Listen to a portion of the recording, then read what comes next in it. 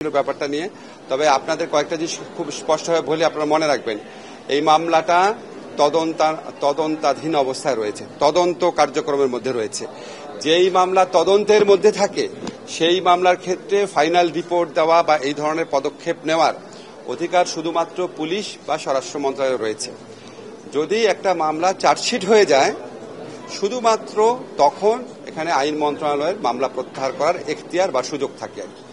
তো আমরা যখন এই জুলাই হত্যাকাণ্ড, জুলাই গণ অভ্যুত্থানকালে ছাত্র জনতার বিরুদ্ধে ফ্যাসিস্ট আওয়ামী লীগ সরকার যে সমস্ত ষড়যন্ত্রমূলক এবং মিথ্যা বানোয়াট মামলা করেছিল, আমি আমার দায়িত্ব নেওয়ার পরপরই তখন যে স্বরাষ্ট্রমন্ত্রী ছিলেন, তখনকার যে আইজিপি ছিলেন, ওনাদের সাথে বৈঠক করে রিকোয়েস্ট করেছিলাম এই মামলাগুলোর ক্ষেত্রে তাড়াতাড়ি যেন নিষ্পত্তি করার ব্যবস্থা নেওয়া হয়। সেটা অনুযায়ী ওনারা সব মামলার ফাইনাল রিপোর্ট দিয়েছে বলে আমরা জেনেছিলাম, কিন্তু আমাদেরকে বলেছিল অল্প কিছু, পরবর্তীকালে আমাদের জানিয়েছিল অল্প কিছু মামলা এখনো রয়ে গেছে যেগুলো হত্যা মামলা রিলেটেড। এবং এইরকম একটা মামলা, ফায়েজের মামলা, কালকে আমি খবর নিলাম ফায়েজের মামলাটা এরকম একটা মামলা, এবং এখানে দুইজন আসামি তারা 164 স্টেটমেন্ট দিয়েছিল। তো আমি খবর নিয়ে জানলাম ওনারা যদি 164 এই স্টেটমেন্টটা রিট্র্যাক্ট না করে তাহলে এই মামলাটার নিষ্পত্তি বা ফাইনাল রিপোর্ট দেওয়া খুবই দুষ্কর, এবং এটা সম্পূর্ণভাবে পুলিশের এবং স্বরাষ্ট্র মন্ত্রণালয়ের এখতিয়ারাধীন বিষয়।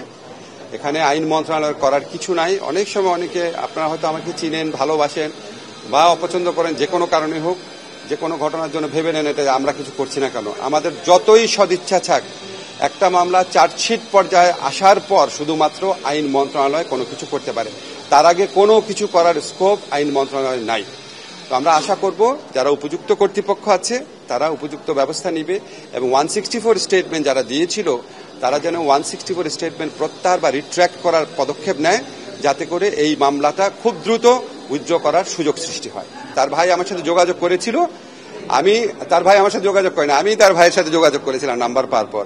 আমি তাকে বলেছি, বাবা এটাই হচ্ছে প্রক্রিয়া, এই প্রক্রিয়াতে যদি আগানো হয় তাহলে মামলাটা দ্রুত নিষ্পত্তি করা সম্ভব। আমি তাকে প্রক্রিয়াটা বুঝিয়ে বলেছি।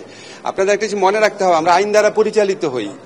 একটা আইনের বাইরে যেটা বাণিজ্য মন্ত্রণালয়ের কাজ সেটা আইন মন্ত্রণালয় করতে পারবে না, যেটা শিক্ষা মন্ত্রণালয়ের কাজ সেটা স্বরাষ্ট্র মন্ত্রণালয় করতে পারবে না, যেটা পররাষ্ট্র মন্ত্রণালয়ের কাজ সেটা মৎস্য মন্ত্রণালয় করতে পারবে না। এটা তো সবার বোঝার কথা।